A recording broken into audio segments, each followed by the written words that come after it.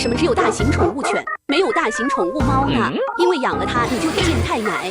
首先，猫的战斗力比狗强了不止一点，像藏獒这种大型猎犬，得3只一起上才能勉强跟棕熊斗一斗。但和藏獒同体型的美洲狮，一巴掌就能把棕熊干翻。其次，猫的服从性跟狗相比几乎是没有。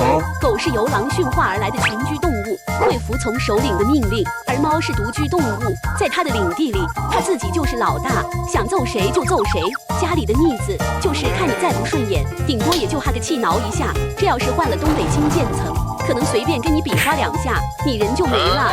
所以大型猫有是有，但是养了以后，小命可是说没就没啊！快艾特你身边想养大猫的朋友，让他清醒一下。